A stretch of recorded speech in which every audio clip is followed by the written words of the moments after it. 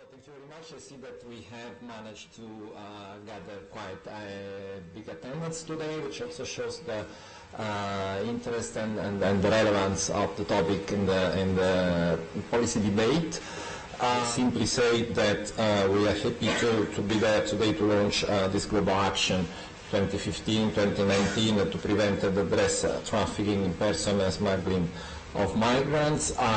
Both trafficking human beings and smuggling have become very topical in the debate about migration governance. They are very cross-sectorial and multidimensional issues which touch upon human rights, border management, protection issues, assistance to vulnerable migrants. I need to remind you that the EU remains one of the world's largest aid donors, and I'm pleased to see that our strategic cooperation with the UNODC, with the IOM, with UNICEF continues now with this €10 million project, which also complements an ongoing €10.5 million project jointly implemented with the Red Cross and targeting civil society. And we look forward to continuing this cooperation and concrete results. 1 in 3 detected victims of human trafficking globally, according to our report, are children, which marks a 5% increase compared to the 2007 to 2010 period. As the UN Secretary General has said recently, the current refugee and migration crisis is not only a defining moment for Europe, but also for the world. Shared communities, but also shared responsibility. This message has been at the core of our joint EU and UNODC response. Given its long-standing experience working with government and civil society organization to uphold the human rights of migrants, IOM in this global action will be implementing activities related to the development and implementation of protection and assistance frameworks that uphold the rights of trafficked victims, smuggled migrants, and other vulnerable migrants in the project's beneficiary countries. In particular, we will be providing technical assistance, including capacity building and training to governments, authorities, civil society organizations on the human rights of migrants, as well as identification, referral, and protection of trafficked victims, smuggled migrants, and other migrants in vulnerable situations. We will be updating and developing global guidance and training material on best practice standards, systems, mechanisms, and tools to effectively protect migrant needs. We'll be supporting the strengthening of the capacity of the government and civil society organization to provide quality assistance and protection services to vulnerable migrants in line with international standards.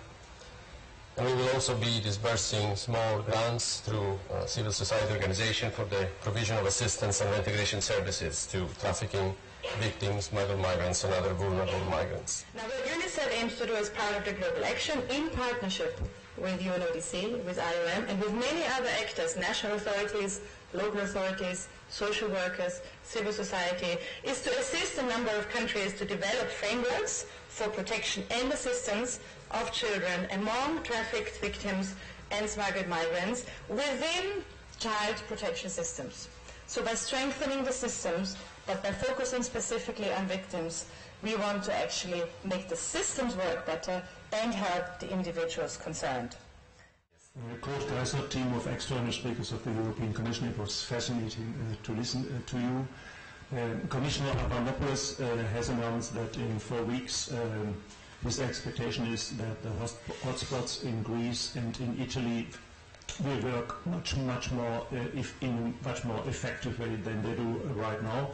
Can I ask perhaps Mirja, what is your expectation if this becomes true as far as the effect on trafficking is concerned? It's a very hard question, and it's an easy question. It's a very hard question because of all the challenges that we're faced with in relation to ensuring the implementation of what we have promised to do. But it's an easy question because when it comes to trafficking, we have everything in place when it comes to the guidelines for identification of victims.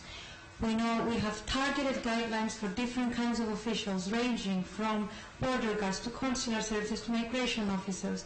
We have a law that we should be implementing. What I said before still stands. We know what we need to do. The member states know what needs to be done in relation to trafficking I'm referring to. We have everything in place. We have the know-how.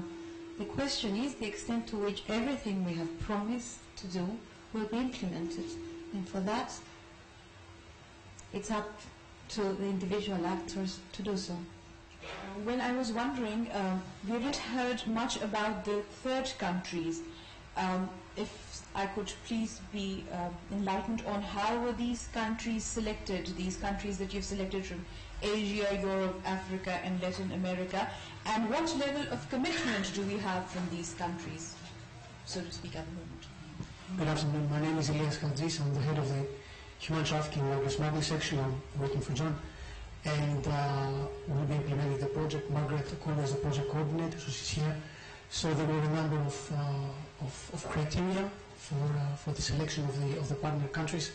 I need to say that the UNODC operates only in countries that ask for help and only at the request and with the agreement of the country. So that's one important factor. The second factor is political commitment and ongoing cooperation. The third factor is what we see as current needs and trends. And of course, the specific plan for each of the countries will be discussed with the specific governments, and there will be an ongoing consultation process that will start in the next couple of weeks with the specific countries in question. But also, I need also to stress the fact that the project has also a much larger regional and trans-regional scope. So we expect that these countries will also work with other countries, and this is an important part of the project as well. So.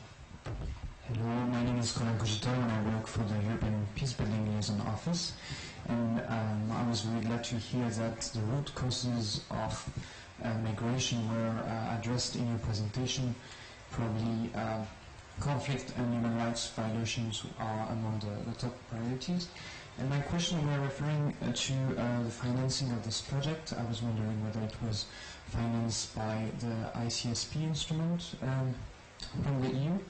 And the second question was whether there were synergies with the cocaine route program that the EU is also implementing on several of the countries that are mentioned in the presentation of the project.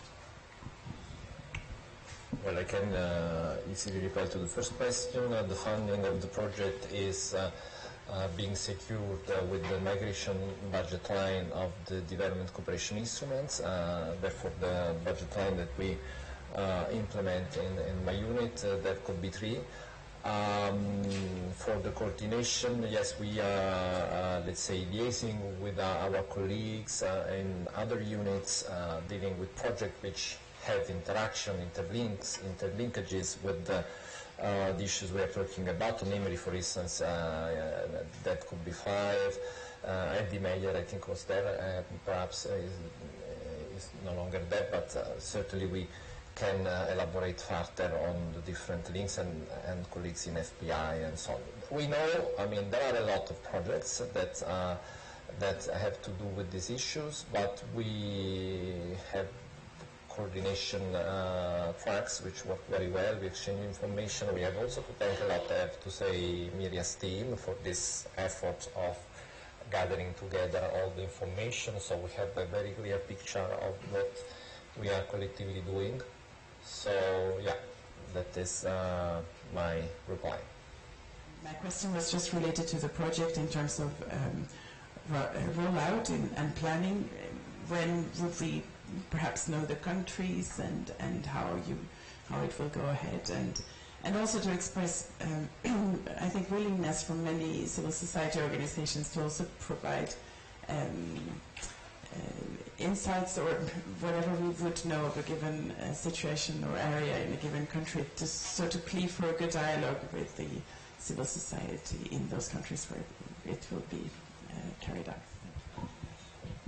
Well, we have the list of countries, so we can discuss that. But we're actually, our plan is to start in the next few weeks the outreach and starting the process of kind of determining how we're going to do the initial assessment phase. But I'll turn it over to to Margaret, who will be the project coordinator, who can give you more detail on exactly what steps we have planned at the moment. Thank you, John. I'm Margaret Akulo, and I'll be coordinating the project together with our partners in IOM and UNICEF. We distributed a short fact sheet, and the list of countries that we would be working with is actually listed there. But in terms of moving forward, Ilyas mentioned sort of the consultation process in terms of the countries that were selected. So we've actually started an engagement process.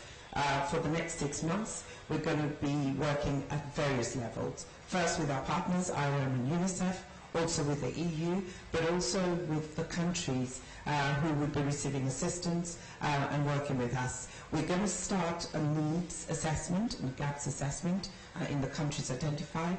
We have a network of field offices, not just UNODC, but IOM and UNICEF. So we've been working together, and I think the key, which came out of all the speakers, was the cooperation at different levels. So we will be engaging with counterparts from the countries. We've started discussions with the permanent missions, some of whom I believe are in the audience today, and we will be looking for guidance and information from the countries themselves in terms of what their priority needs are. That would guide the process. We're looking at this for the first 6 months of this year and hope to actually come with a work plan, an action plan in terms of what would be delivered in each of the countries, contextualized to the country context. So that's the plan for the first 6 months. We'll carry out the assessments. It's a global project. It's complex, but we believe we've got a good framework, a good structure for engagement and delivery. Any other question? So if it is not the case, I think that we can close. Thank you very much for the big attendance and attention from all of you. So, thank you.